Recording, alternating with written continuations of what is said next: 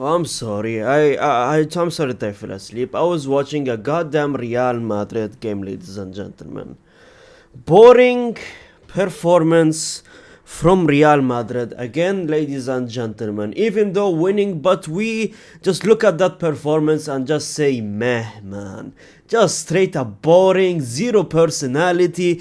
Watching Real Madrid, I'm sorry I'm about to crash out yet again. I'm sorry I'm wearing another hoodie that is written Barcelona, which I did not mean to intend as a Real Madrid fan, right? But I'm sorry, but I'm too ashamed to wear that goddamn kit to even talk about what happened, man. Ladies and gentlemen, watching Real Madrid is like having a 10 out of 10 girl, right? I know you guys wouldn't relate because you guys are a bunch of geeks that will never even have a presence of a woman. But ladies and gentlemen, if you had a presence of a woman that is just way out of your league, right? 10 out of 10, gorgeous woman, right? It's like being with them and dating them, right? It's like you look at them and you tell yourself, God damn, man. This sister has zero personality. This sister has nothing interesting about her, fam. Nothing. Like, talk about science, talk about the goddamn space, talk about politics.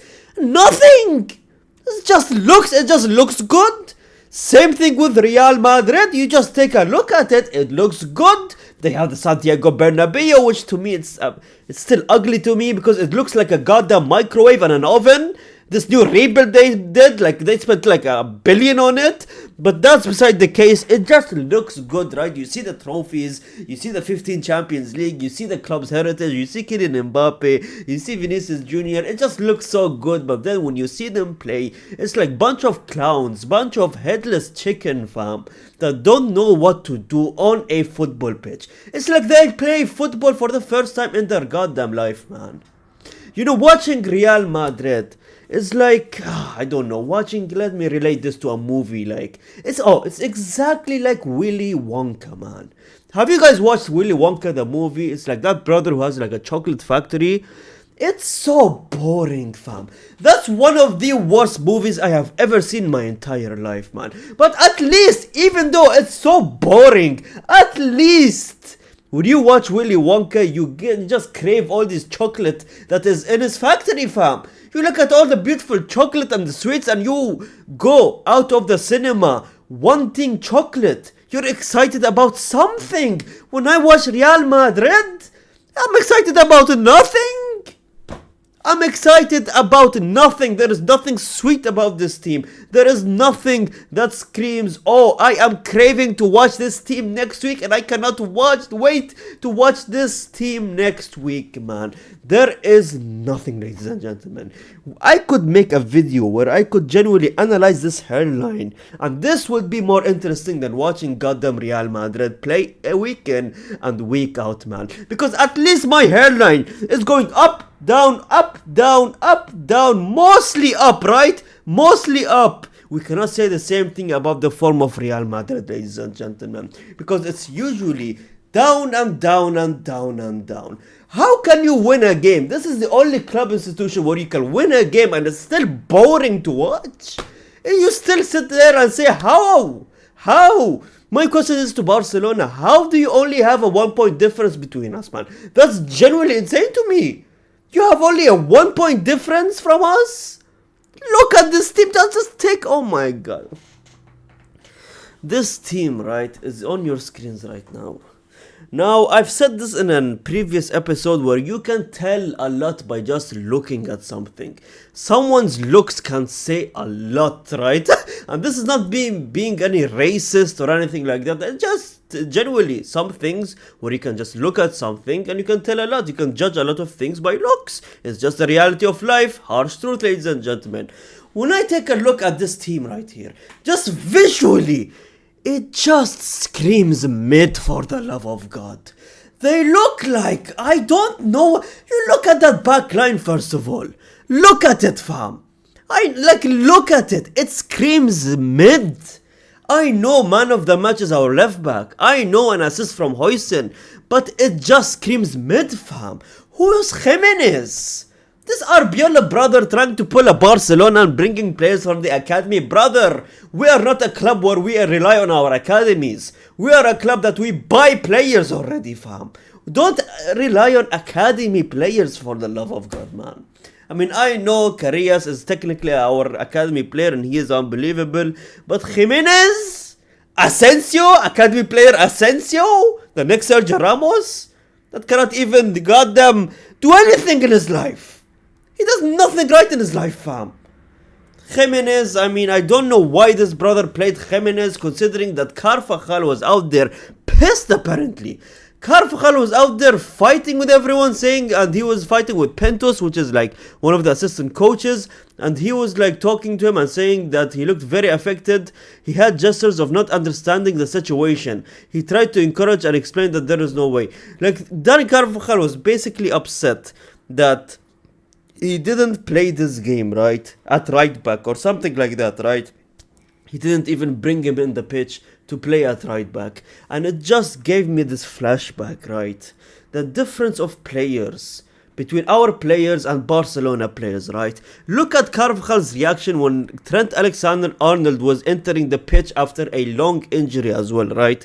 Look at him. He looks dissatisfied. He looks angry. He looks disappointed. Brother, be happy. For Trent, he is finally, after an injury, coming back and all, right? But Carvajal was seen sad, right? And you just take a look at the difference. Last night, Bernal, one of the 18-year-old players that is a center midfielder, right? He scored a beautiful goal for Barcelona, right? And then the Barcelona team at the bench were so happy for him.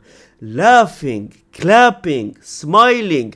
Big players, you could say, like Lewandowski, like Lamine Yamal, celebrating.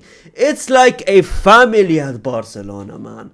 They celebrate each other's wins. They celebrate each other so much, man. They don't have an ego towards anything. They're not always disappointed. Carvajal, man, you're pushing 50, fam. All the Champions Leagues you have won. Brother, be happy. Sit down and be happy for the next generation, man. I know we need you. Oh, God, that we need you. But at the same time, man, the academy player, let him play, man. Trent, let him play. That's our future, fam. Don't be upset, fam. Don't cause even more troubles in the dressing room. There's already a lot of ego going in the dressing room, and you want to sit there and cause even more trouble in the dressing room? That just doesn't make sense. You're pushing 50, fam. Sit down, be happy, be a leader, fam. Stop with this upset and fighting in the dressing room. This is what's causing the downfall of Real Madrid, man. Let's talk about more in the game, ladies and gentlemen. Nothing happened for the first 68 minutes until we have our goddamn left back. That's how bad it is at Real Madrid. Our left back dribbled half of the players and then scored a beautiful goal, man. It was just insane. The goal was insane. Beautiful dribbling from him. It was like watching goddamn Lamine Yamal. But instead, this is our goddamn left back turning into prime Marcelo, right? This is the problem with Real Madrid, man. Even another scenario where Mbappé had the ball. This was first half. He ran and ran in open space. There was genuinely no one in the box to help him out. It just made me sick to my stomach, man. The fact that we are relying on our left back to be scoring. Our center back Huijsen assisted that goal. The fact that you look at Barcelona, every one of them are scoring. Like around 6 players have more than 10 goals this season, ladies and gentlemen. 6 players of Barcelona. How many can you say about Real Madrid? It's genuinely Kylian Mbappé and his folks, ladies and gentlemen. The fact that, ladies and gentlemen, the second goal came from a beautiful pass from Huijsen, right? Gave it to, I believe, Brahim Diaz. Brahim Diaz gives it one pass to Kylian Mbappé. Kylian Mbappé scores the goal. A tap-in. I mean, he scored from his favorite position by the looks of it, which is in the penalty box. But, ladies and gentlemen, that was Real Madrid's game. Just boring to my core, man. The fact that, again, that our attackers was so missed, man. Vinicius Jr. was missed, even though everyone hates him. Rodrigo, I don't like the brother, but he was kind of missed there as well. And that is it, ladies and gentlemen. The Trent... I'm not leaving Trent aside as a Manchester United fan, as I'm not a big fan of Trent. People who think I have an agenda against Trent, I kinda do, but he was a Liverpool legend.